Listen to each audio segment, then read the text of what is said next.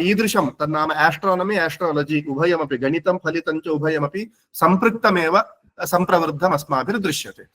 केवलम् एतदर्थं तन्नाम अस्माभिः यदा कश्चन विषयः यदा पठ्यते तदानीं यतः शास्त्रं लोकतो भिन्नं न भवति, एवं खलु लोकेन सम्पृक्तमेव भवति शास्त्रं, तस्मात् लोकः तात्कालिकः कीदृशः आसीत् इति अस्माभिः किञ्चित् ज्ञायते चेत् इतोपि स्फुटता प्राप्यते इति कश्चित् अंशः।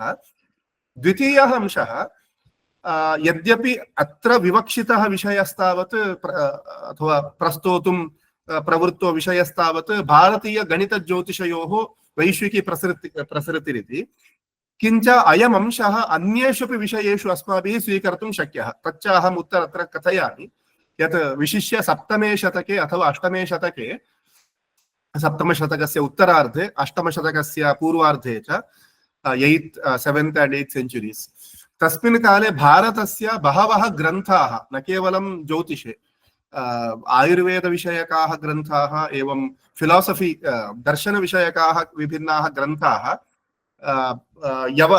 यवनैः नाम इस्लामिक् ये देशाः सन्ति, विशिष्य इराक् इति अस्ति खलु, बाग्दाद् इत्यत्र तेषां केन्द्रमासीत्, तत्र तैः एते बहुविषयकाः ग्रन्थाः तैः अनूदिताः सन्ति।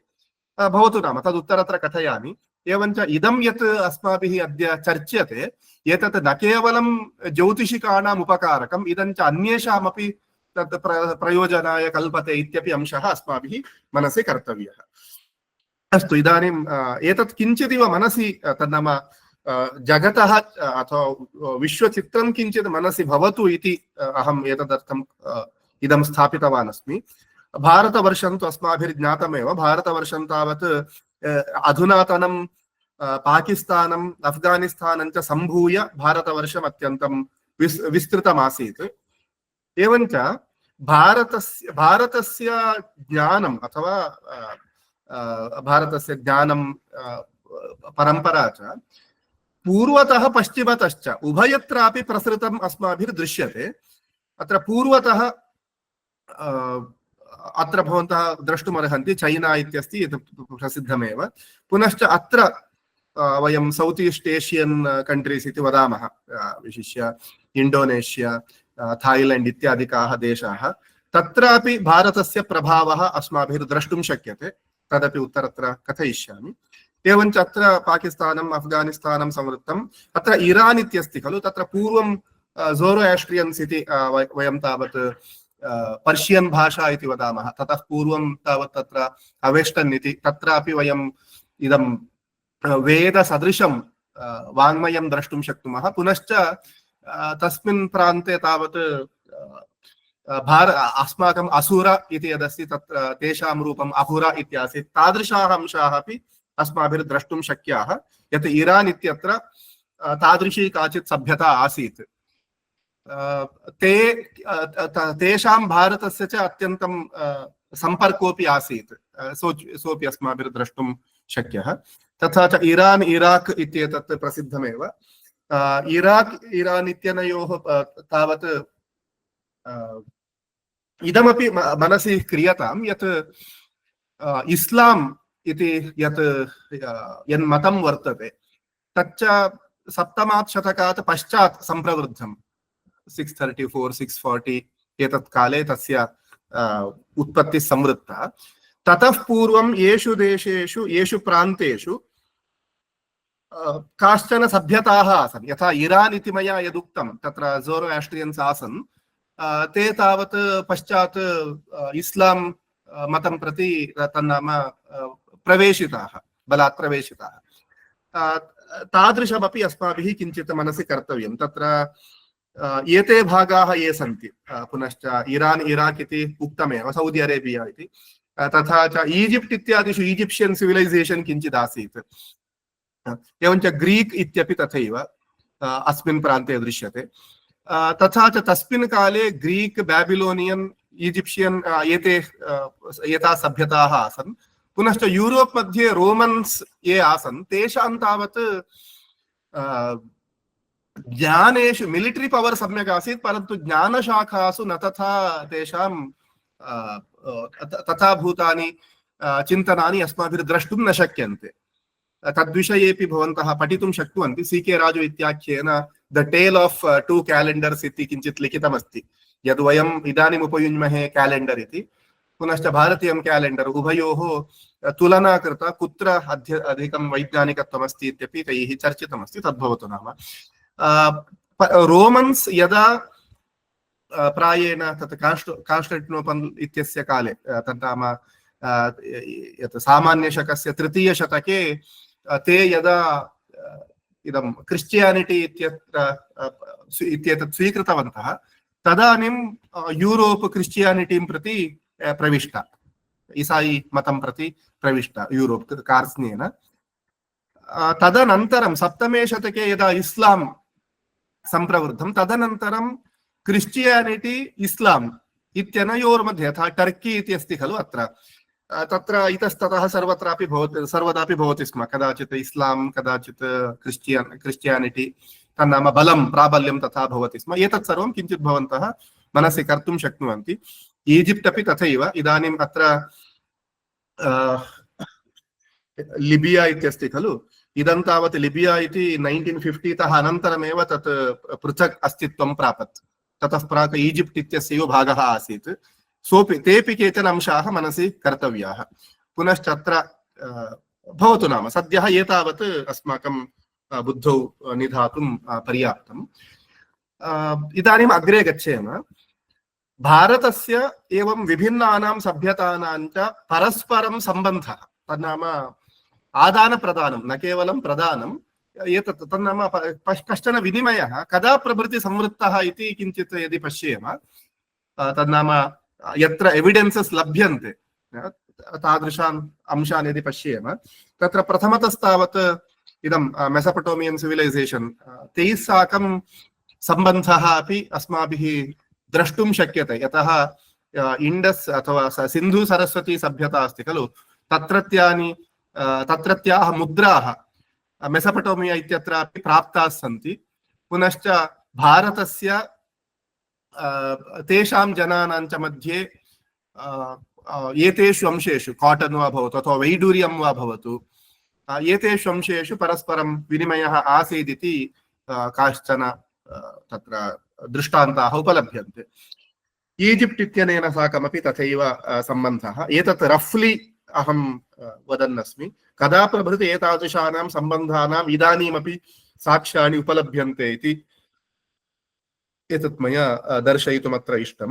विशिष्य इतः परम् अत्र ग्रीक् इत्यस्ति खलु, हेलेनिस्टिक् वर्ल्ड् इत्यस्ति खलु, यदा अलेक्साण्डर् भारतं प्राविक्षत् 326 pre common before common era, तन्न सामान्यशकतः पूर्वं तृतीये शतके, तदा प्रभृति भारतस्य ग्रीक् सभ्यतायाश्च सुमहान् सम्बन्धः समुत्पन्नः।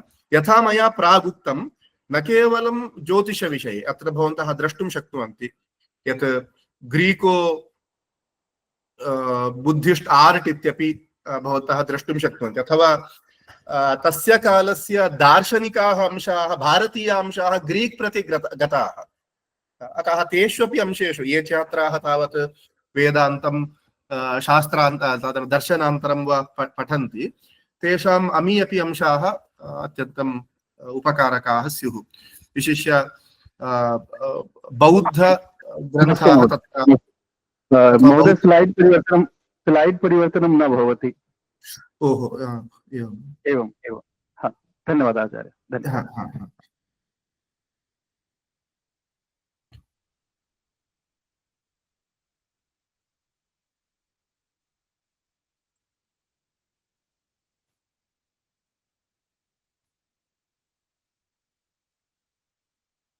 इदानीं दृश्यते वा स्लैड्? अत्र मेसोपोटामिया इत्यादिकं लिखितमस्ति खलु, ईजिप्ट् दृश्यते वा इदानीं? चैना प्रति महोदय न दृश्यते, किमपि न दृश्यते, न दृश्यते।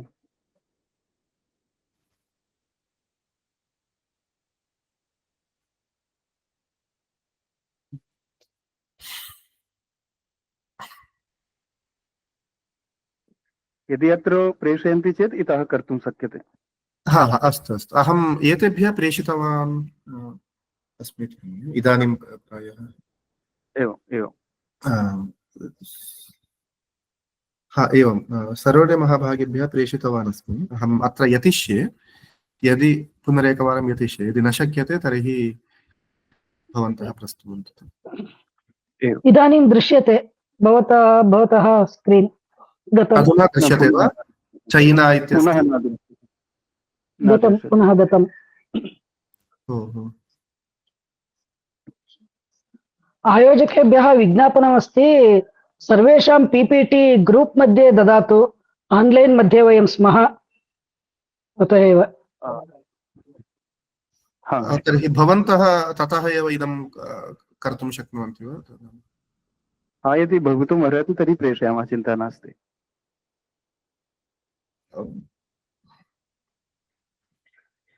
भवद्भिः इदानीं संविभक्तं वा अत्र स्क्रीन्? अग्रे गच्छन्तु, अग्रिमं स्लैड् प्रति गच्छन्तु।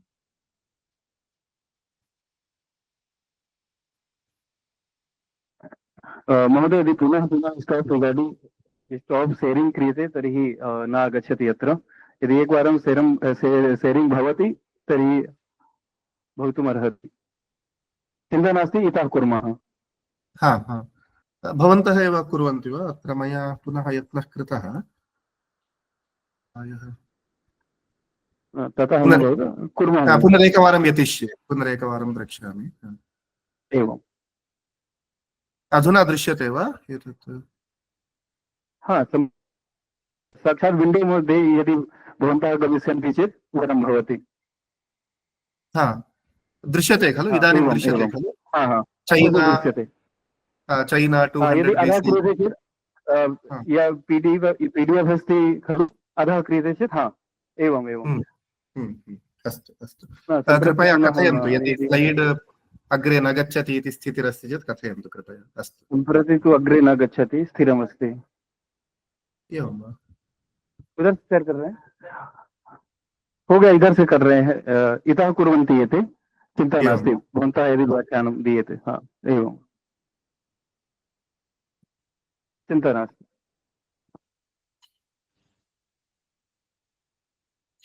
हा, अस्तु अस्तु। अत्र ग्रीस् इति अस्ति। ग्रीक् सभ्यतया साकं भारतीयानां सम्बन्धः अलेक्साण्डर् इत्यस्य यदाक्रमणं संवृत्तं तदनन्तरं तत्र परस्परं सम्बन्धः संवृत्तः। अत्र भवन्तः द्रष्टुं शक्नुवन्ति, न केवलं ज्योतिषविषये तावत् अस्ति एव, यतः मिहिराचार्यः स्वयं कथयत्यपि, म्लेच्छाः यवनास्तेषु सम्यक् शास्त्रमिदं स्थितं, ऋषिवत्तेऽपि पूज्यन्ते, किं पुनर्ब्रह्मविद् इत्यादिकं तत्र कथ्यते। तथा च इतोपि अन्येषु प्रसङ्गेषु भारतस्य ग्रीक् सभ्यतायाश्च ज्योतिषविषये, तत्र गणितं वा भवतु फलितं वा भवतु, उभयत्रापि आदानं प्रदानं च अत्यन्तं प्रसिद्धमेव वर्तते। बहवः भारतस्य आदानमेव विषयीकृत्य बहवः कथयन्ति, परन्तु भारतात् ग्रीक् प्रति गतमपि अस्माभिः अनुसन्धेयमस्ति। भवतु नाम, अग्रे गच्छेम। Next slide.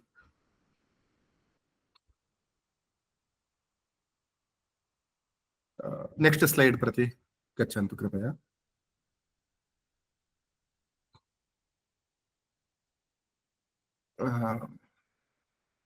भवतु, अत्रैव स्थीयताम्। तत्र इतोपि तन्नाम भारतस्य चीनायाश्च परस्परं सम्बन्धः प्रायेण 200 BCE, तन्नाम सामान्यशकतः पूर्वं 200तमे वर्षे अथवा तदासन्नतमे वर्षे, तदासन्नेषु वर्षेषु भारतस्य चीनायाश्च परस्परं सम्बन्धः समुत्पन्नः। तद्विषये अत्र भवन्तः द्रष्टुं शक्नुवन्ति। केषुचित् अंशेषु वयं तावत् अनुसन्धातारः इति कृत्वा तद्विषये प्रत्येकमपि प्रूफ् दर्शनीयं। तस्मात् द कैटलॉग अत्र भवन्तः द्रष्टुं शक्नुवन्ति। सुई डायनेस्टी, तत्र तस्मिन् काले, तन्नाम 610 कॉमन एरा अस्ति खलु, तस्मिन् काले तत्र सुई डायनेस्टी, एवं 7मे शतके पुनः टैंग डायनेस्टी इति ते तत्र चीनादेशेषु ये राज्यभारम् अथवा प्रशासनं कुर्वते स्म तेषां रेकॉर्ड्स मध्ये अत्र स्वारस्यं नाम वराहमिहिराचार्यः भारतस्य ग्रीक देशस्य च परस्परं सम्बन्धं वाचा ब्रूते तथा च क्रियताबुरिजितमकुलीर इत्यादिकैः पद्यैरपि वयं तन्नाम ग्रीक शब्दाः कथम् उपात्ताः इत्यपि वयं द्रष्टुं शक्नुमः। किञ्च भारतस्य चीनायाश्च एतादृशः यः सम्बन्धः अस्ति स च भारतीयेषु ग्रन्थेषु अधिकतया न दृश्यते। तेषाम् उल्लेखः भारतीयेषु ग्रन्थेषु नोपलभ्यते। किञ्च चीनीयेषु ग्रन्थेषु तादृशानि रेकॉर्ड्स् अधुना उपलभ्यन्ते। यथा अत्र भवन्तः द्रष्टुं शक्नुवन्ति भारतीयाः ग्रन्थाः चैनी भाषायाम् अनूदिताः तत् 7मे शतके ज्योतिषसम्बद्धाः ग्रन्थाः गणितसम्बद्धाः ग्रन्थाः अनूदिताः सन्ति। पुनश्च बिल मैक इत्याख्येन सद्यः 2024 तमे वर्षे वर्षात् पूर्वं कश्चन शोधलेखः लिखितः अस्ति फ्रॉम जीरो टू इन्फिनिटी इति तस्य शीर्षकं। स च इतोपि अधिकानि कानिचन प्रमाणानि प्रदर्श्य पुनः कथयति यत् इदं तस्यैव वचनमस्ति। The Indian numerals are more precisely the use of place value numeral for competition on paper was an innovation to Chinese इति सः वदति। पत्रेषु एवं लिखित्य यद् वयं लिखामः खलु 436 प्लस 346 इति किमपि वयं पत्रे लिखित्वा वयं गणितं कुर्मः खलु। कॉम्पिटिशन नाम गणितं। एवञ्च गणितं यत् कुर्मः गणनाविधिं कुर्मः प्लेस वैल्यू सिस्टम तत्र स्थानमूल्यम् एकम् इति अहम् अन्ते लिखामि चेत् तस्य वैल्यू एकम् इति। एकं स्थानं वर्धयित्वा लिखामि चेत् तस्य वैल्यू 10 इति भवति। इतोपि एकं स्थानं वर्धयित्वा लिखामि चेत् तस्य वैल्यू 100 इति भवति। एवञ्च एतत् प्लेस वैल्यू इत्युच्यते खलु। एवञ्च अङ्कानां प्लेस वैल्यू आधारेण विलिख्य गणितं यत् वयं कुर्मः एतद् अत्यन्तं सुलभं। भवन्तः कञ्चन प्रयोगं कुर्वन्तु अपेक्षितं चेत् यदि तत्र साक्षात् यदि तत्र अभविष्यं तर्हि इतोपि सम्यक् संवादः अभविष्यत्। भवन्तः केवलम् एकं पेन् पेपर् स्वीकृत्य भवन्तः यत्नं कुर्वन्तु यत् रोमन् न्यूमरल्स् सन्ति खलु। वयं रोमन् नम्बर् इति वयं वदामः। 5 इत्यस्य इण्डिकेट् तन्नाम व्यञ्जनार्थं v इति लिखामः। 10 इत्यर्थे x इति लिखामः। एतत् सर्वमस्ति खलु। भवन्तः तत् उपयुज्य 432 प्लस 8 60 इति किञ्चित् गणितं कुर्वन्तु। सिम्पल् गणितमेव कुर्वन्तु। कियत् कष्टम् अनुभूयते यथा तत्र प्लेस वैल्यू नास्ति। तथा च रोमन् जनाः इदमपि भवन्तः मनसि कुर्वन्तु। रोमन् अथवा यूरोपीयाः 14th अथवा 15th सेञ्चुरी पर्यन्तं यत् इदानीं प्रसिद्धं यद्वर्तते तन्नाम भारते उत्पन्नः अयं संख्या सम्बद्धः कश्चन नियमः अथवा संख्याः कथं लेखनीयाः कथम् इदानीं यत् मॉडर्न न्यूमरल्स् यानि सन्ति तत् भारते उत्पन्नम् अरब देशद्वारा तत् यूरोप् प्रति गतं। मया तदर्थं मया किञ्चित् आदौ विश्वस्य चित्रं दर्शितं। यदि भवतां तत्र तस्मिन् विषये उपस्थितिर्नास्ति किञ्चित् उपस्थितं भवतु इति दर्शितम्। एवञ्च भारतीयं गणितं एवञ्च भारतीयं यत् place value system decimal system एतत् सर्वम् अरब देशमार्गेण यूरोप् प्रति गतम्। 14th-15th सेञ्चुरी पर्यन्तमपि ते अबाकस् टेबल्स् एव उपयुञ्जते स्म गणितार्थं। तद्विषयेपि अहम् उत्तरत्र वदिष्यामि। पुनश्च सिम्पल् मैथमेटिकल ऑपरेशन्स् अपि तन्नाम सामान्यं गणितं निर्वर्तयितुमपि तेषां महत् प्रातिकूल्यम् आसीत्। रोमन् न्यूमरल्स् उपयुज्यते चेत् दुष्यकं भवति। ते बुद्धावेव गणयन्ति स्म अथवा तत् अबाकस् टेबल्स् भवन्ति खलु तानि उपयुज्यते स्म। लेखनार्थमेव रोमन् न्यूमरल्स् उपयुज्यते स्म तैः। लेखनार्थमेव न तु गणितार्थं। तदर्थम् अत्र कथयति एषः यत् the use of place value numeral for computation on paper. पत्रे एतादृशं लिखित तन्नाम नंबर्स विलिख्य गणितं यत् क्रियते तत् भारतस्य सम्पर्केण एव चीनीयैः प्राप्तम् इति विषये तस्य इदमस्ति। पुनश्च गणितविषये पुनश्च दर्शनेष्वपि विषयेषु भारतस्य चीनादेशस्य च कः सम्बन्धः इत्यपि सः दर्शयति। भवतु अग्रे गच्छामः। एतत् भारतस्य चीनादेशेन साकं कीदृशः सम्बन्धः इति विषये अत्र वर्तते। कथं भारतीयानि चिन्तनानि तत्र अगुः इति विषये अस्ति। अत्र भवन्तः पश्यन्तु, एषः सेवेरस् सेबॉक् इत्याख्यः 662 तस्मिन्नेव काले तत्र बाग्दाद् देशे इस्लां मतस्य जन्म संवृत्तं।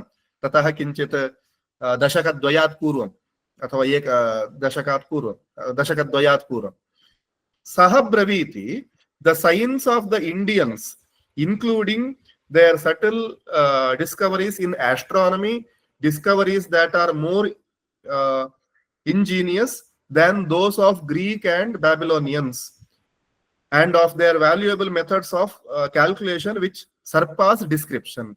Ayam braviti yat bharatiyanam discoveries अथवा भारतीयानां यानि ये सिद्धान्ताः सन्ति, भारतीयैः उपज्ञाताः ये सिद्धान्ताः सन्ति, ते सिद्धान्ताः ग्रीक सिद्धान्तेभ्यः एवञ्च बैबिलोनियन सिद्धान्तेभ्योऽपि अत्यन्तं सूक्ष्मतराः सन्ति। सूक्ष्मतराः नाम ते अधिकं सम्यक् तत्र परिहारम् अथवा उत्तरं प्रयच्छन्ति, सूक्ष्मानि उत्तराणि प्रयच्छन्ति। तथा च तेषां मेथड्स् अपि अत्यन्तं व्यवस्थितानि सन्ति। तत् अस्माकं वाचम् अतिशेते इति सः ब्रवीति। एवञ्च एते अंशाः अस्माभिः अवश्यं द्रष्टव्याः। यत् बहवः सन्ति ये कथयन्ति यत् भारतीयम् एस्ट्रोनमी यदस्ति अथवा भारतीयं खगोलशास्त्रं यद्वर्तते तत् सर्वमपि ग्रीक सभ्यतातः सर्वमपि कॉपी कृतम् इति बहवः कथयन्ति। यथा डेविड पिंगरी इति कश्चित् इंडोलॉजिस्ट आसीत्, सः ब्रवीति यत् आर्यभटेन समग्रमपि तत्र इदमेव तन्नाम ग्रीक एस्ट्रोनमी एव ग्रीक गणितमेव तेन अनूदितमस्ति, सोपज्ञं किमपि नास्ति इति सब्रवीति। उत्तरत्रापि ये आचार्याः आसन् ते सर्वेपि पूर्वेषां कॉपी कृतवन्तः, तत्र सोपज्ञं किमपि सोपज्ञा सिद्धान्ताः न सन्ति इत्यपि केषाञ्चित् एवं वचनानि सन्ति। परन्तु अत्र द्रष्टुं शक्यते यत् तात्कालिकैः जनैः तन्नाम तात्कालिकेष्वपि विभिन्नप्रदेशीयाः भारतीयानां चिन्तनानि अतिशेरते इति ते स्वयं ब्रुवते, तदपि अस्माभिः द्रष्टुं शक्यते। इतोपि कश्चन अंशः अस्माभिरत्र मनसि कर्तव्यः, यत् भारतस्य एस्ट्रोनमी विषये वा भवतु अन्येषु विषयेषु वा भवन्तु, भारतीय ज्ञान परंपरां ज्ञातुम् अत्र इंडियन नॉलेज सिस्टम्स केन्द्रमस्ति इति अपि उक्तमेव। भारतीय ज्ञान परंपरां ज्ञातुं न केवलं भारतीयाः ग्रन्थाः अथवा संस्कृतग्रन्थाः, अस्माकं कश्चन भ्रमः अस्ति, अस्तु संस्कृते ग्रन्थाः सन्ति तेषां पठनेन भारतीय ज्ञान परंपरा प्राप्यते इति, तदस्त्येव, तन्मुख्यमेव। परन्तु तेन साकं देशभाषासु लिखिताः ग्रन्थाः अपि द्रष्टव्याः, तथा च विदेशेष्वपि यदत्र भवन्तः इदानीं भारते किम् आसीदिति चीनीय ग्रन्थेभ्यः अस्माभिः अत्र इन्फार्मेशन् प्राप्यते। तस्मात् अन्यास्वपि भाषासु अथवा ये केचित् मेगास्तानिस् इत्याख्यः भारतम् आजगाम, अल्बुरूनि इत्याख्यः भारतम् आजगाम, हुयेन्साङ्ग् अपि इत्याख्यस्तु प्रसिद्ध एव, अब्दुल रज़ाक इत्याख्यः विजयनगर साम्राज्य काले अत्र भारतम् आगतः, एवं निकोल कंटी इत्यपरः।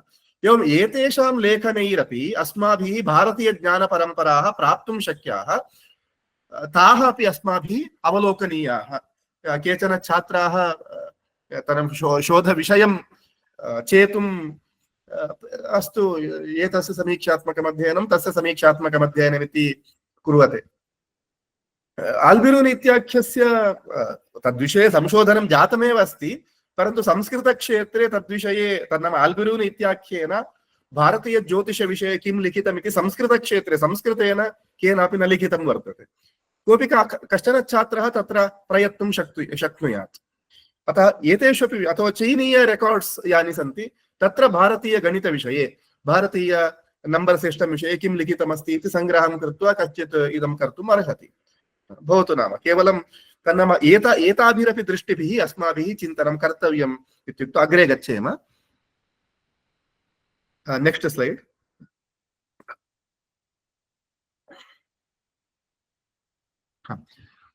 इदानीम् एतावत्पर्यन्तं भारतस्य चीनायाश्च सम्बन्धविषये मया उक्तम्। इदानीम् अत्यन्तं मुख्यं भारतीयं ज्ञानं कथं इस्लामिक् वर्ल्ड् यदस्ति अथवा मुस्लिं देशाः ये सन्ति तेषु भारतीयं ज्ञानं कथं तत्र प्रसृतमिति किञ्चित् पश्येम। Indian numerals reached the court of second Abbasid Caliph Al-Mansur from Sindh. भवन्तः ज्ञातवन्तः स्युः यत् इस्लां मतस्य उत्पत्तेरनन्तरं तेषां प्रमुखं कार्यं तावत् तत्र किम् अन्येषु आक्रमणं मतान्तरणमेव तेषां प्रमुखं लक्ष्यमासीत्। अतः सिन्ध् प्रान्तं तन्नाम ते इराक् बाग्दाद् तेषां केन्द्रं, ततः इरान् तैः आक्रान्तं स्वायत्तीकृतं, तदनन्तरं ते तत्र भारतप्रान्तम् आगताः। यदा इरान् तैः आक्रान्तं तदानीं भारतस्य बार्डर् प्राप्ताः एव सन्ति। सः भागः यत् इदानीन्तन अफ्गानिस्तान् पाकिस्तान् भागः तत्र ते प्राप्ताः। तदानीं तैः भारतीयाः गणितज्ञाः तत्र क्वचित् एकः गणितज्ञः इति उल्लेखाः सन्ति, क्वचित् तु तत्र प्लूरल् प्रदर्श्यते, तन्नाम बहुत्वं बहुवचन शब्दः प्रदर्श्यते। भवतु नाम भारतीयाः तेषाम् आस्थानेषु निवेशिताः। तन्नाम इदानीम् इस्लां यदा अस्तित्वम् आगतं तदानीं तेषामपि आवश्यकता आसीत् यत् विभिन्नासु ज्ञानशाखासु अस्माकमपि किमपि भवेदिति। तेषां प्रथमं लक्ष्यं तावत् मतस्य विस्तारणं भवतु, पुनः किञ्चित् ज्ञानशाखासु अपि तेषां गणितादिकम् आवश्यकमेव खलु सर्वस्यापि। तदर्थं तैः भारतीयाः विद्वांसः तत्र तेषां कोर्ट् मध्ये योजिताः, तेषाम् आस्थानेषु योजिताः। तेषां प्रथमम् इदानीं तैः ज्ञानस्रोतोरूपेण प्राप्तानि आसन् तत्र ग्रीक्तः प्राप्ताः अंशाः, पुनश्च भारतात् प्राप्ताः अंशाः। ग्रीक् सिविलैसेशन् किम् अभवत् तत्र यदा रोमन् जनाः तन्नाम ग्रीक् देशान् आक्रान्तवन्तः, ते क्रिश्चियानिटीं यदा स्वीकृतवन्तः तदनन्तरं तत्र ज्ञानविषये कापि पुरोगतिर्न संवृत्ता। भवन्तः डार्क् एज् इति भवन्तः सर्च् कुर्वन्तु यूरोप् सन्दर्भे। तत्र तृतीयशतकात् परं कोपर्निकस् पर्यन्तं 15th सेञ्चुरी पर्यन्तं सामान्यशकस्य तृतीयशतकात् सामान्यशकस्य 15th सेञ्चुरी पर्यन्तं फार् 1200 इयर्स् यूरोप् देशेषु न कापि प्रगतिः संवृत्ता तन्नाम ज्ञानदृष्ट्या। तस्मिन्नेव काले भारते तावत् आर्यभटः, वराहमिहिरः, ब्रह्मगुप्तः महामनीषिणः बभूवुः। सर्वेषु क्षेत्रेषु भवन्तः पश्यन्तु नाम अत्र साहित्यक्षेत्रे तावत् वामनः, दण्डी, भामहः एते सर्वेपि, अभिनवगुप्तः एते सर्वेपि तस्मिन्नेव काले बभूवुः। सर्वाः अपि ज्ञानशाखाः तस्मिन् काले सम्प्रवृद्धाः। भारते वैब्रेण्ट् पीरियड् आसीत्, गुप्तानां कालः एवं सर्वम् आसीत्। अत्र चोळानामपि दाक्षिणात्येषु, एवं चालुक्यानां कर्णाटकेषु एतादृशम् आसीत्। यूरोप् देशे न प्रगतिः कापि संवृत्ता। एवञ्च तत्र इस्लां जनानां तस्मिन् काले तावत् भारतादेव तत्र ज्ञानस्य प्राप्तिः आवश्यकी अभवत्। तस्मात् तेषां प्रथमम् एस्ट्रोनॉमिकल वर्क अथवा ज्योतिषविषयकः ग्रन्थः तेषां प्रथमः ज़िज् अल् सिन्ध् हिन्द्। अत्र पश्यन्तु सिन्ध् हिन्द् इत्यस्ति खलु, तत् सिद्धान्त इत्यस्य रूपान्तरम्। ब्राह्मस्फुटसिद्धान्तः इति कश्चन ग्रन्थः ब्रह्मगुप्तेन विरचितः 628 कॉमन एरा तस्मिन् काले विरचितः तस्य अनुवादः तैः कारितः तदनन्तरं जिजल अर्कंड इति कश्चन ग्रन्थोऽपि कारितः तत्र आर्यभटस्य ब्रह्मगुप्तस्य च केचन कानिचन चिन्तनानि तत्र द्रष्टुं शक्नुवन्ति अपि च जिज अल् अर्जभर इति किञ्चन कश्चन ग्रन्थः तत्र अर्जभर तत् आर्यभट इत्यस्यापि तत् भवितुमर्हति एवञ्च भारतीयाः ग्रन्थाः तैरनूदिताः इति स्फुटमेव ज्ञायते अयं पश्चाद्वर्ती कश्चन महान् गणितज्ञः अल् ख्वारिस्मी इति कश्चन महान् गणितज्ञः स च 820 CE कॉमन एरा तस्मिन् काले गणितसम्बद्धं कञ्चन उद्ग्रन्थं प्रणिनाय तत्र स्वारस्यं नाम आल्गोरिदम् इति कश्चन शब्दः श्रूयते खलु आल्गोरिदम् सूत्रम् अथवा प्रक्रिया इत्यर्थे प्रयुञ्ज्महे खलु आल्गोरिदम् इति शब्दः अल् ख्वारिस्मी इत्याख्यस्य नाम्नः समुत्पन्नः तन्नाम यूरोप् देशीयाः यदा गणितादि क्षेत्रेषु यदा मया अभीतं खलु 15th सेञ्चुरी पर्यन्तं यूरोप् देशे न कापि प्रगतिः तदनन्तरमेव तेषां तन्नाम 16th 17th सेञ्चुरी अनन्तरमेव तेषां तत्र विभिन्नेषु बौद्धिकक्षेत्रेषु प्रगतिः संवृत्ता 17th सेञ्चुरी इत्येव वक्तुं शक्यते तैः तस्मिन् काले तावत् एवं चिन्तनं तन्नाम प्राप्तं यत् चिन्तनमागतं यत् इदानीं एतैः ये अनुवादाः कारिताः अथवा आल्गोरिस्मी इत्याख्येनापि यः उद्ग्रन्थः लिखितः ते सर्वेपि यूरोप् देशं गताः यतः अत्यन्तं महान् सम्पर्कः अस्ति खलु पुनश्च तेषां परस्परं कलहाः अपि भवन्ति स्म एतेषां क्रुसेड् इति एतेषां जिहाद् इति परस्परं युद्धान्यपि सम्भवन्ति स्म धर्म मतीययुद्धाः कलहाः युद्धानि कलहाः अपि सम्भवन्ति स्म पश्यन्तु अत्र इदमपि उल्लिखितमस्ति स्पेन् देशः अपि बहुकालं यावत् तत्र यवनानां प्रशासने आसीत् एवञ्च यूरोप् देशीयानाम् अयं भ्रमः समुत्पन्नः यत् एते सर्वेपि एतैरेव उपज्ञाताः अंशाः इदं गणितवैशिष्ट्यं वा भवतु एतत् सर्वमपि अरब् देशीयैरेव उपज्ञाताः अंशाः इति तेषां भ्रमः समुत्पन्नः तस्मात् ते प्रथमतस्तावत् यत् संख्यावाचकाः शब्दाः सन्ति खलु अरबिक् न्यूमरल्स् इत्येव ते प्रयोगम् आरब्धवन्तः आसन् यदा भारतस्य परिचयः संवृत्तः तदनन्तरम् ओहो एतत् अरब् तावत् अत्र मार्गमात्रं मूलं तु भारतमस्ति इति तैः पश्चात् तत् ज्ञातं भवतु नाम इदानीम् अग्रे गच्छेम एवञ्च एषः अल् ख्वारिस्मी इत्याख्यः यं ग्रन्थं प्रणिनाय तत्र यानि कानिचन सूत्राणि तेन लिखितानि सन्ति तानि सर्वाण्यपि भारतीयानां ग्रन्थेभ्यः एव तत्र उद्धृत्य उपबृंहितानि सन्ति तस्मात् वस्तुतः क्रेडिट् भारतं प्रति गच्छेत् अस्तु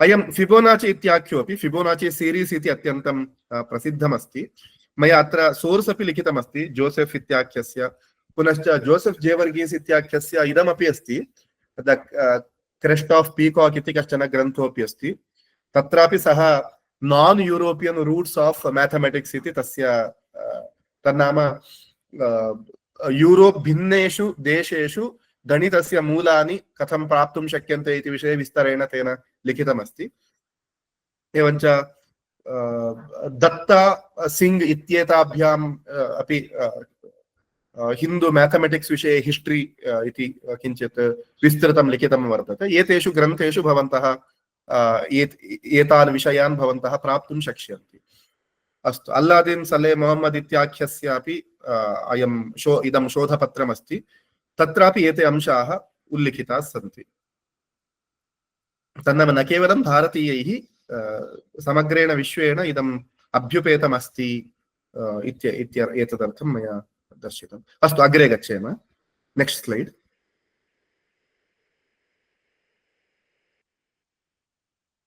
एतत् तावत् केवलं एक उदाहरणरूपेण भारतीयं यत् डेसिमल् सिस्टम् नाम इदमस्ति खलु एकैकं स्थानं वर्धयित्वा 1 10 100 सहस्रम् इत्यस्ति खलु एतत् अपि च शून्यस्य प्रयोगः एतत् सर्वं यूरोप् देशं प्रति कथम् अगात् इति मया अत्र दर्शयितुम् इष्टम्। अत्र वीक्ष्यतां the first Arabic numerals in Europe appeared in the Codex Vigilanus in the year 1976. अत्र वीक्ष्यतां दशमे शतके एव यूरोपीयैः भारतीय नाम अंकानां परिचयः प्राप्तः। अपि च एवं लेखनेन अंकानाम् एवं लेखनेन गणितेषु अपि महत् सौकर्यं भवति इति प्राप्तमेव अस्ति। परन्तु अत्र वीक्ष्यतां 16th सेञ्चुरी पर्यन्तमपि ते तस्य स्वीकृतौ तेषां इदं नासीत्, अङ्गीकृतं नासीत्। In the last few centuries, the European variety of Arabic numbers was spread around the world. Iti atra gradually became the most commonly used numeral system in the world. केवलं तन्नाम 16th सेञ्चुरी पर्यन्तमपि ते इदम् अस्माभिः स्वीकर्तव्यं वा न वा इति विषये यतः तत्र एवमस्ति यूरोप् देशे राजानः यथा शासनं कुर्वन्ति स्म तद्वत् तत्र चर्चस् अपि अत्यन्तं प्रबलानि आसन्। बहुत्र तावत् तत्र चर्च् द्वारा तन्नाम मतकेन्द्रं यद् चर्च् इति अस्ति खलु तैः निश्चीयते स्म कः राजा भवतु इत्यादिकमपि। एवञ्च ते तावत् बैबल् यत् अङ्गीकरोति तत् प्रमाणं, यत्किञ्चित् बैबल् विरुद्धमस्ति तदस्माभिः स्वीकर्तुं न शक्यते इति तेषां सिद्धान्तः। इदानीम् एक्सियल् रोटेशन् यत् भारतेन स्वीकृतमस्ति आर्यभटेन उपज्ञातं यदस्ति तन्नाम भूमेः अक्षभ्रमणं तत् अरब् देशीयैरपि स्वीकृतं। परन्तु यूरोपीयाः तत् स्वीकर्तुं न सिद्धाः आसन्। यतः भूमिः बैबल् अनुसारेण भूमिः न भ्रमति, भूमिः स्थिरा सा च फ्लैट समतला अपि बैबल् इत्यनुसारेण।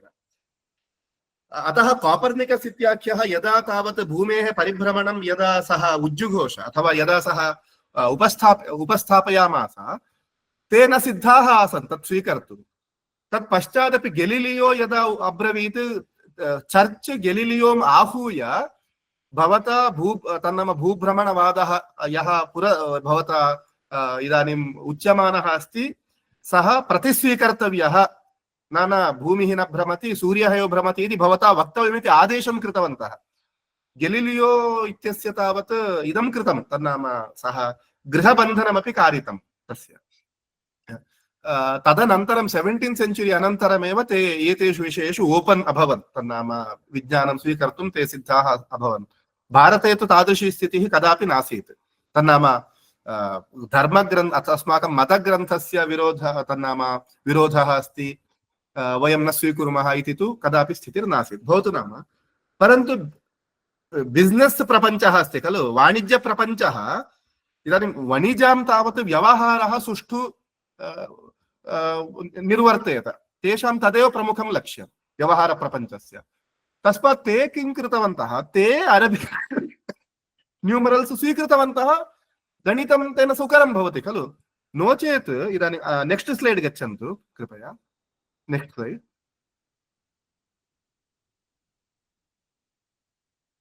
इयं स्थितिः, एतत् तावत् पेण्टिङ्ग् बहु सुन्दरमस्ति। अत्र वीक्ष्यताम्, एकः अत्र अस्माकं वामतः यः वर्तते सः अरबिक् न्यूमरल्स् उपयुज्य गणितं कुर्वन् अस्ति। अपरः यः वर्तते अत्र दक्षिणतः यः वर्तते, अस्माकं दक्षिणतः यः वर्तते सः अबाकस् टेबल् स्वीकृत्य गणितं निर्वर्तयन् अस्ति। एषा तावत् तत्र जड्ज् अस्ति यत् इदानीं किञ्चन टास्क् उभाभ्यामपि दत्तं, तन्नाम उभाभ्यामपि किञ्चित् गणितं दत्तं, कः वेगेन निर्वर्तयति इति द्रक्ष्यामः इति काचन स्पर्धा संवृत्ता। अत्र वीक्ष्यताम्, अयं सुखेन गणितं कृत्वा शान्तः उपविष्टः। भवन्तः अत्र द्रष्टुं शक्नुवन्ति, अस्य मुखं अत्यन्तं शोकाकुलं वर्तते वीक्षताम्। अयन्त एबाकस् टेबल् यः उपयुङ्क्ते तस्य मुखं शोकाकुलं वर्तते, तन्नाम सः गणिते पराजितः। यतः इण्डो अरेबिक् न्यूमरल्स् इति, वस्तुतः इण्डियन् न्यूमरल्स् इति वक्तव्यं, भारतीयमिति वक्तव्यं। भारतीयाः संख्याचिह्नानि भारतीयानि उपयुज्य यः कृतवान् सः जयं प्राप। एतदपि अस्माभिः अत्र द्रष्टुं शक्यते। एतदर्थं कथयन् अस्मि यत् ते गणितार्थम् एबाकस् टेबल् आश्रित्य कुर्वन्ति स्म, अथवा तेन महत् कष्टम् आसीत्।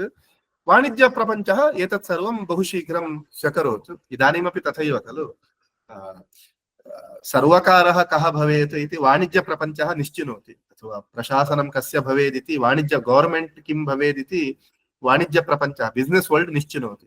तस्मिन् कालेपि तथैव, यद्यपि चर्च इत्यस्य अत्यन्तं विरोधः आसीत्, परन्तु वाणिज्यप्रपञ्चेन इदम् अङ्गीकृतं, पश्चात् चर्च द्वारा अपि अङ्गीकर्तव्यम् आपतितम्। अस्तु, नेक्स्ट् स्लैड् प्लीस्।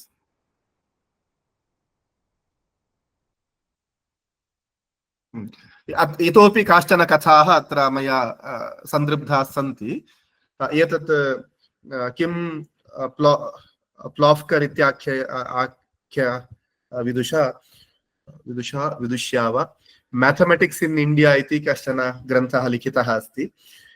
तत्र अत्यन्तं विस्तरेण कथं भारतीयानि चिन्तनानि प्रसृतानि इत्यपि उल्लेखाः उपलभ्यन्ते। भवतु, तत्र इतोपि किञ्चन कतिपयानि स्वारस्यानि उपलभ्यन्ते। यत् अरेबिक् रेकार्ड्स् यानि सन्ति तत्र अयम् उल्लेखः कश्चित् उपलभ्यते यत् सः यः इंडियन् स्कॉलर बाग्दाद् गत्वा तेषाम् आस्थाने स्थित्वा संस्कृतग्रन्थानां तेषां भाषया अनुवादे साहाय्यम् अकरोत्, तेन अपरोपि कश्चन भारतीयग्रन्थः तत्र नीतः आसीत्, यस्य अनुवादः सिन्ध् हिन्द् अल् कबीर् अथवा तस्य ग्रेट् सिन्ध् हिन्द् इत्यपि नाम वक्तुं शक्यते। अनेन नाम्ना तत्र कारितः अस्ति, अनुवादः कारितः इति उल्लेखाः उपलभ्यन्ते। इदानीं तस्य संस्कृतं रूपं सिन्ध् हिन्द् इति, तन्नाम सिद्धान्तः इति मया प्रागुक्तं। सिन्ध् हिन्द् अल् कबीर् इति इत्यस्य महासिद्धान्त इति मूलं संस्कृतरूपं भवितुम् अर्हति। संस्कृते महासिद्धान्तः इति कश्चन ग्रन्थः द्वितीयार्यभटेन, न तु प्रथमार्यभटेन, द्वितीयार्यभटेन विरचितः महासिद्धान्तः इति ग्रन्थः कश्चित् वर्तते। परन्तु स च पश्चाद्वर्ती, तन्नाम नवमे शतके उपनिबद्धः, न तु अयं यदा अब्बासिद् खालिफ् इत्यस्य आस्थानं यदा अगात् तस्मिन् काले द्वितीयार्यभटस्य महासिद्धान्तः उत्पन्नः नासीत्। तर्हि एतन्नाम कोऽपि कश्चन ग्रन्थः आसीत् इति अस्माभिः ज्ञातुं शक्यते। तन्नाम भारते ये ग्रन्थाः इति भारतीय ज्योतिषशास्त्र इतिहासं ये पठन्ति तैः अयमपि अंशः ज्ञातव्यः इति। फॉरेन रेकॉर्ड्स मध्येपि केषाञ्चन आचार्याणां तेषां ग्रन्थानां ये उल्लेखाः सन्ति तेपि अस्माभिर्द्रष्टव्याः। एल्बिरूनि इत्याख्येन बहूनि नामानि उच्यन्ते। पुनश्च तस्य इतोपि स्वारस्यमस्ति। सः वदति यत् अहम् अरब् ग्रन्थानां संस्कृतं प्रति अनुवादे साहाय्यं कृतवान् अस्मि इति एल्बिरूनि वदति, परन्तु ते ग्रन्थाः के इति अस्माकं तन्नाम भारतीयेषु इतिहासेषु न प्राप्यन्ते। भवतु, इदानीम् अग्रे गच्छेम। यत् अयम् एवं ब्रूते भवन्तः अत्र not to be confused with the latter work of that name composed by Aryabhatta two, तत् भिन्नं। परन्तु अयं महासिद्धान्तः संस्कृते इदानीं नोपलभ्यते। द्वितीयार्यभट्ट प्रणीतात् महासिद्धान्तात् पूर्ववर्ती कोऽपि महासिद्धान्तः संस्कृते नोपलभ्यते। परन्तु तथा कश्चित् महासिद्धान्तः आसीत् इति अरब रेकॉर्ड्स मध्ये उपलब्धः, तन्नाम अस्ति, तत् अत्यन्तं प्रमुखम्।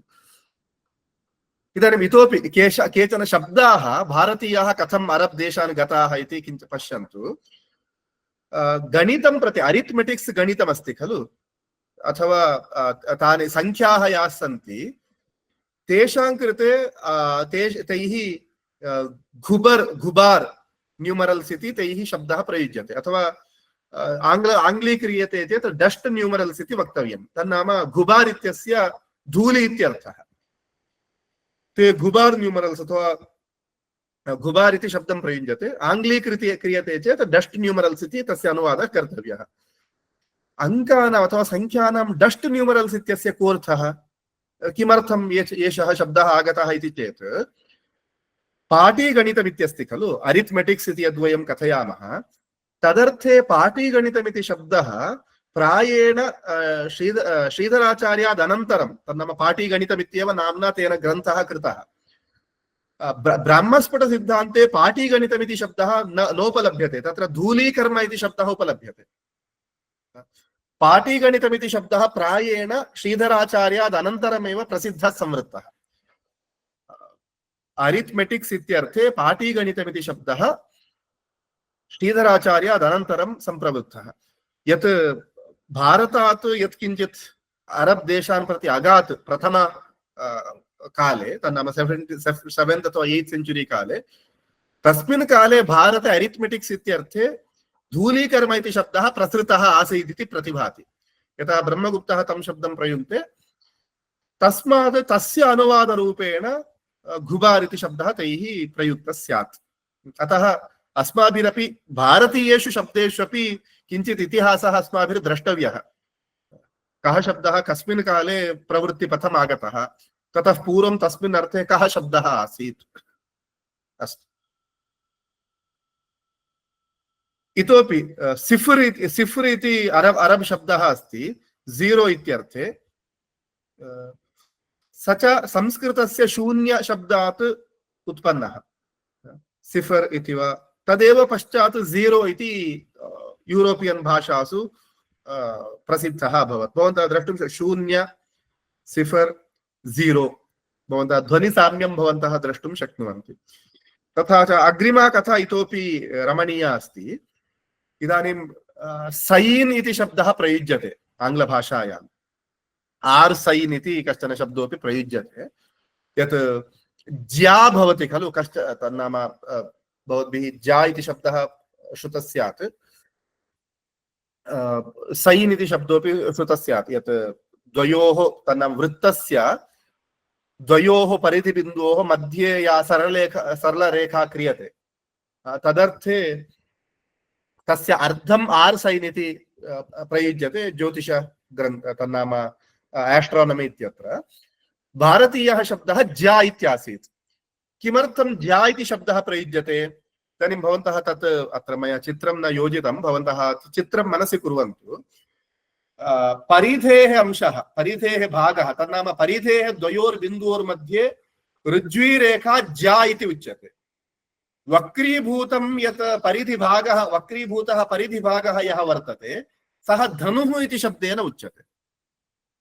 द पार्ट ऑफ द सर्कम्फरेन्स् यदस्ति तत् धनु शब्देन उच्यते।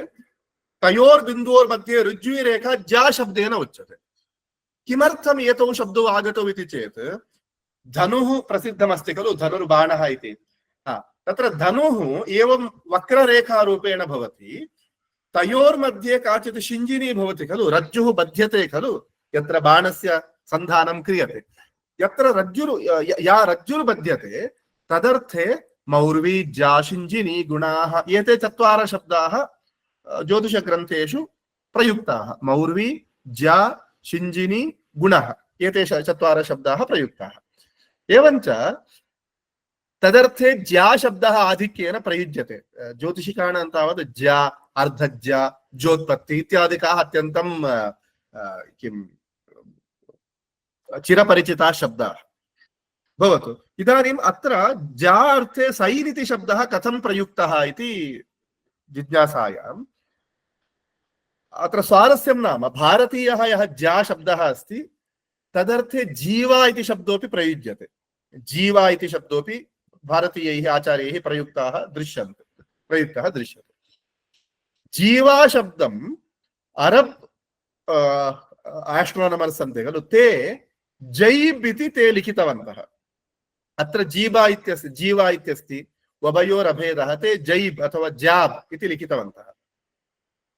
इदानीं यूरोप् प्रति यदा एतत् गणितं, तन्नाम एते विषयाः जामेट्री वा भवतु अथवा भारतीय नाम एतद् गणितं सर्वम् अरब्तः यूरोप् प्रति यदा अगात् तदानीं ते अस्तु इदानीं जैब् इति अस्ति तदर्थे लैटिन् अस्माभिः कः शब्दः प्रयोक्तव्यः ते लैटिन् भाषया इदं कुर्वन्ति स्म ग्रन्थान् प्रणयन्ति स्म तस्मिन् काले व्यवहारभाषातः तन्नाम व्यवहारात् लैटिन् भाषा प्रायेण च्युता आसीत् परन्तु ग्रन्थान् ते लैटिन् भाषया प्रयुञ्जते स्म ते अन्विष्टवन्तः तन्नाम लैटिन् भाषया कश्चन शब्दः प्रयोक्तव्यः जैब् इत्यस्य अरब् भाषायां कोऽर्थः जैब् इत्यस्य पाकेट् इत्यर्थः खलु हिन्दी भाषायापि जैब् इत्युच्यते अरब् भाषायां पाकेट् इत्यर्थः ते किं कृतवन्तः लैटिन् भाषायां पाकेट् इत्यर्थे कः शब्दः अस्ति सैनस् इति किञ्चित् अस्ति सिनस् इति वा सैनस् इति वा किञ्चित् अस्ति ततः आङ्ग्लभाषायां सैन् इति आगतम् पश्यन्तु भारतस्य जीवा इति शब्दः अरब् देशीयैः जीबा जैब् ज्याब् इति लिखितः ते लैटिन् यूरोपीयाः लैटिन् जनाः यदा इदमद्राक्षुः तन्नाम तेषां बुद्धौ तावत् सर्वम् अरब् देशे एव समुत्पन्नम् तस्मात् अरब् भाषायां जैब् इत्यस्य कोऽर्थः पाकेट् इत्यर्थः अस्तु तदर्थे लैटिन् शब्दं कञ्चित् तत्र योजितवन्तः एतदपि एतद्विषये राधाचरणगुप्तवर्यस्य किञ्चित् एकस्य शब्दस्य विषये शोधलेखः लिखितः अस्ति पश्यन्तु तन्नाम एकैकस्मिन्नपि अंशे शोधो नाम गभीरम् अनुसन्धानं गभीरम् अध्ययनम् अपेक्ष्यते अतः एकैकं सूक्ष्मतरञ्च अंशं स्वीकृत्य अत्यधिकः अस्माभिः तन्नाम मनोयोगः आस्थातव्यः इति अनेन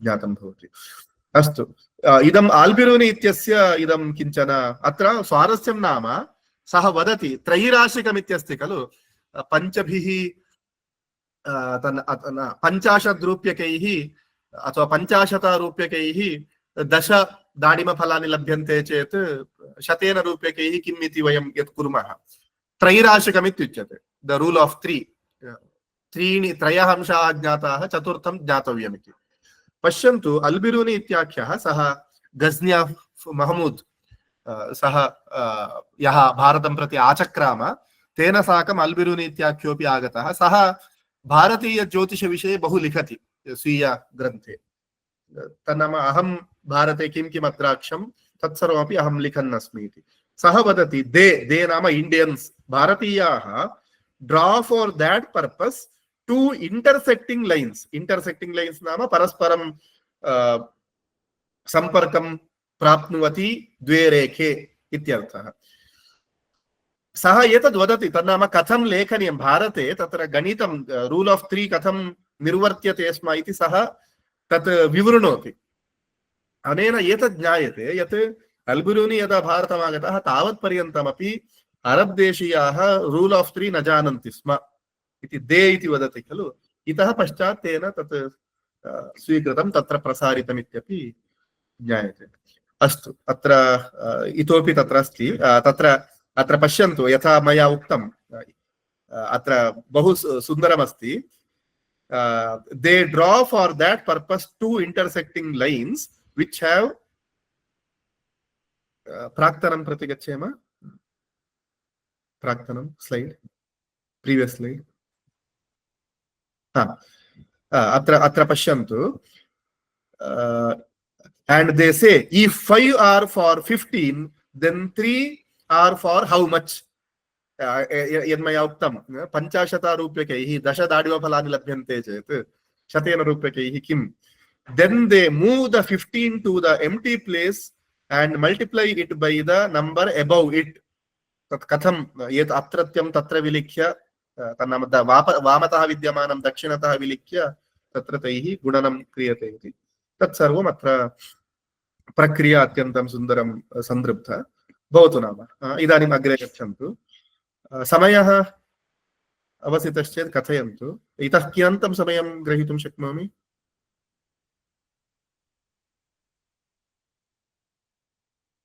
उपसंहारः कर्तव्यश्चेत् कथयन्तु अग्रे गच्छामि आचार्यः समयः अस्ति अस्ति कियन्तं समयं ग्रहीतुं शक्नोमि 15 निमेषाः इति। अस्तु अस्तु अस्तु। इदानीम् अत्र अन्यदपि चालेञ्ज् अस्ति यत् अस्तु भारतात् तत्र गतम्।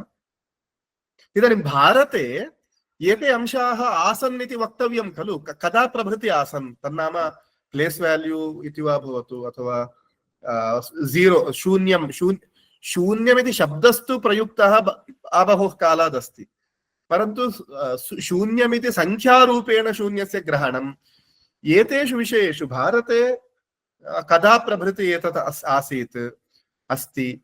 एतान् अंशान् तत्र डैरेक्ट् रेफरेन्सेस् न प्राप्यन्ते। अपि च भारतेपि गणितग्रन्थाः ये इदानीम् उपलभ्यन्ते ते 5th सेञ्चुरी तः अर्वाचीनाः। ततः प्राक्तनेषु ग्रन्थेषु यथा इदानीम् एकस्थानं दशस्थानम् इत्यादिकं यद्वर्तते, एकदशशत सहस्रायुतलक्षप्रयुतकोटयः क्रमशः इत्यादिकं यदुक्तमस्ति लीलावत्याम् उपलभ्यते, परन्तु तत् 12 शतके उपनिबद्धम्। आर्यभटीयेपि वर्तते, परन्तु 5मे शतके उपनिबद्धम्। ततः प्राक् कदा आसीदिति अस्माकं किञ्चित् दुःशकमेव, तन्न ज्ञातुं दुःशकमेव। वैदिकवाङ्मये एकच दश एकञ्च दश च दश च शतञ्च इत्यादिकाः केचन मन्त्राः सन्ति। तेन डेसिमल् सिस्टम् भारते आसीदिति स्फुटं ज्ञायते, परन्तु प्लेस् वाल्यू अपि आसीत् इति ज्ञायते। परन्तु जीरो इत्येतत् कदा प्रभृति अस्ति इति विषये तद्विषये विभिन्नानि संशोधनानि कृतानि सन्ति। पुनश्च पिङ्गलस्य किञ्चन सूत्रमस्ति, रूपे शून्यमिति सूत्रमस्ति। तत्र शून्यमिति अभावं बोधयति किम् उत संख्यां बोधयति इत्यस्मिन्नपि अंशे चर्चा अस्ति। अग्रे गच्छन्तु, नेक्स्ट् स्लैड् गच्छन्तु। अहं स्किप् कुर्वन् अस्मि कतिपयान् अंशान्। अत्र उल्लिखितमस्ति, पश्यन्तु। The available evidence shows that the concept of zero was established during the period 500 to 300 BCE and fully developed in India by 600 CE. तन्नाम शून्यं संख्यारूपेण तत्र शून्यस्य योजने शून्यस्य वियोजने किं भवति इत्यादिकं व्यवस्थितरूपेण ग्रन्थे उपलभ्यते ब्रह्मगुप्तस्य ब्राह्मस्फुट सिद्धान्ते 628 CE। ततः पूर्वं कथमासीत्, अतः एतत् मया एतदर्थम् अत्र व्याख्यायते। अस्माकम् अत्र साम्प्रदायिक ज्योतिषाध्ययनक्रमे आर्यभटीयं न वर्तते। सूर्यसिद्धान्तम् अधीमहे। सूर्यसिद्धान्तः आर्षः इत्युच्यते, परन्तु आधुनिकाः संशोधकाः ऐतिहासिकदृष्ट्या किञ्चित् एतत् कृत्वा ते सूर्यसिद्धान्तः 7th अथवा 8th सेञ्चुरी काले इति उपनिबद्धः इति ब्रुवते।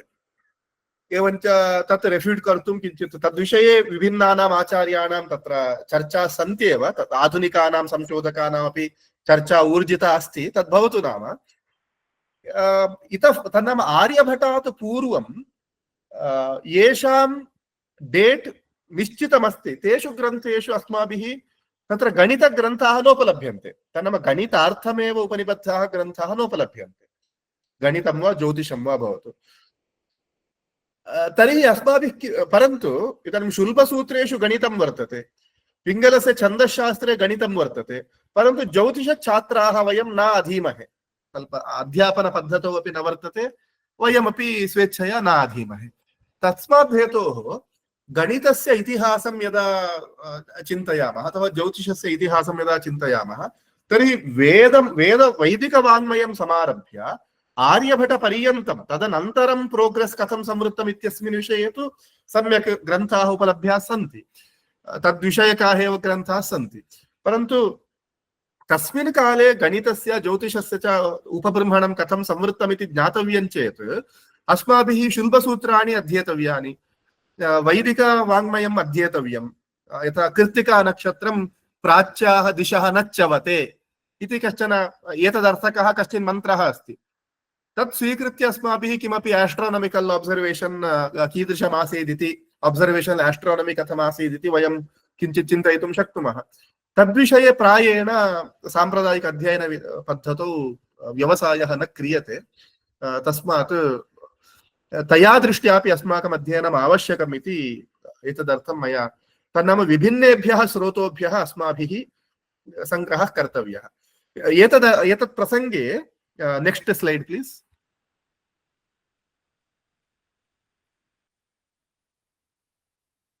नेक्स्ट् स्लैड् नेक्स्ट् अग्रे गच्छन्तु अग्रे एतत् मया उक्तमासीत् प्राक्तनं कृपया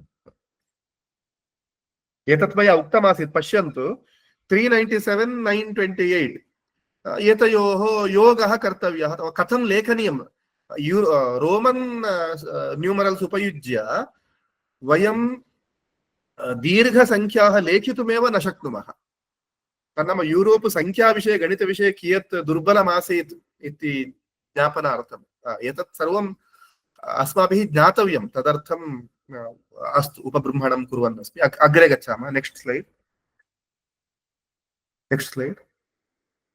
अत्र पश्यन्तु शङ्कराचार्याणां शारीरकभाष्ये अयं कश्चन उल्लेखः अस्ति यदा एकोऽपि सन् देवदत्तः लोके स्वरूपं सम्बन्धिरूपं च अपेक्ष्य अनेक शब्द प्रत्ययभाग् भवति मनुष्यः ब्राह्मणः श्रोत्रियः वदान्यः बालः युवा इत्यादि यथा च एकापि सती रेखा स्थानान्यत्वेन निविशमाना एकदशशतसहस्रादि शब्दप्रत्ययभेदम् अनुभवति अत्र कमपि दार्शनिकं कञ्चिदंशं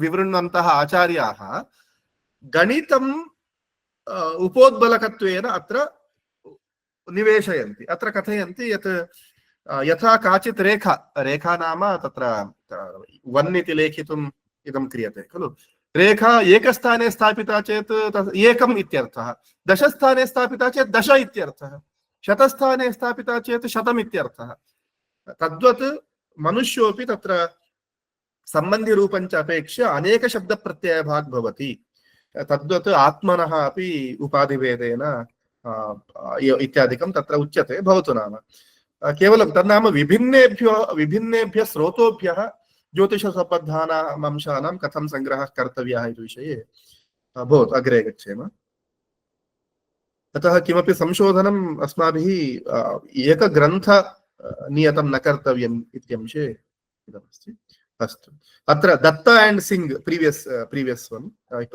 प्राक्तनं स्लैड अत्र भवन्तः पश्यन्तु Datta and Singh in their book provide a list of 33 inscriptions 595 common era तः 975 common era पर्यन्तं 33 inscriptions तत्र ग्वालियर मध्ये चतुर्भुज देवालयः कश्चित् अस्ति तत्रापि एकम् inscription अस्ति तत्र 0 इत्यर्थे कश्चन सिम्बल् प्रयुक्तमस्ति एवञ्च एतत् सर्वमपि तन्नाम अनेन रूपेणापि इन्स्क्रिप्शन्स् शिलाशासन अभिलेखानाम् अध्ययनम् अथवा कदाचित् एतद् भवति मया अत्र न उल्लिखितम् अस्तु प्रायः इदानीं स्लैड् शेरिङ्ग् स्टाप् कुर्वन्तु स्क्रीन् शेरिङ्ग् स्टाप् कुर्वन्तु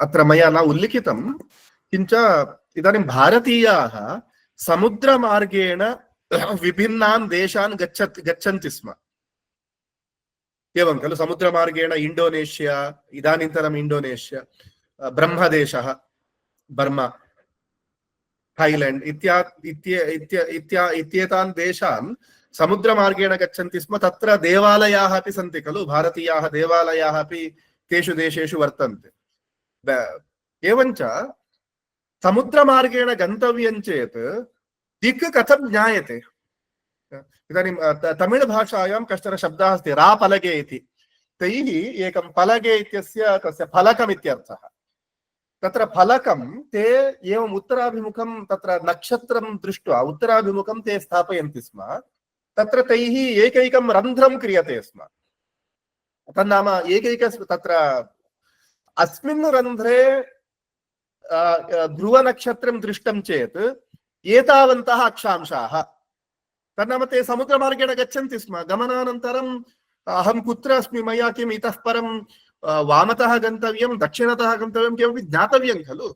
ते नक्षत्राणि रेफरेन्स् रूपेण स्वीकृत्य ते सञ्चारं कुर्वन्ति स्म।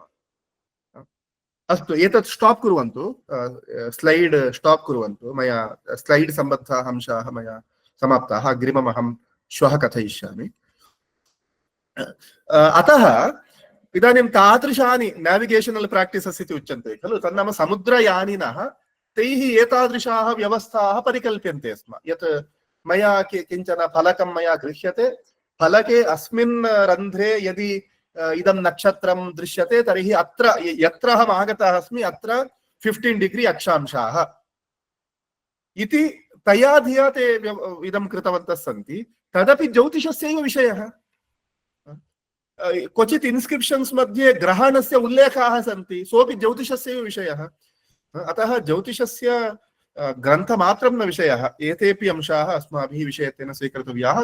तेन विभिन्नेषु देशेषु भारतीयगणितानां मया तावत् अरब् मार्गेण यूरोप् देशे प्रसारः मया उक्तः, एवञ्च चीना देशे मया प्रसारः उक्तः। तदनुरोधेन अत्रापि यत् सौत् ईस्ट् एशियन् कण्ट्रीस् इति उच्यते खलु, तत्रापि प्रसारः अनेन रूपेण अस्माभिः ज्ञातुं शक्यः। पुनश्च तत्र ये देवालयाः सन्ति, भारतीय वास्तुशिल्पविषयाः तेषु देवालयेषु अपि सम्यक् सङ्गच्छन्ते, तदपि वै भवन्तः द्रष्टुं शक्नुवन्ति। एवञ्च एतावदुक्त्वा अहम् अद्यतन वाग्व्यापारात् विरमामि। मम कृतज्ञताः वितनोमि आयोजकेभ्यः, देवदत्त सर्वदेवर्येभ्यः, निदेशकेभ्यः, एवञ्च तत्र सञ्चालकेभ्योऽपि सर्वेभ्यः मम श्रोतृभ्यश्च मम प्रणामान् विनिवेद्य अहम्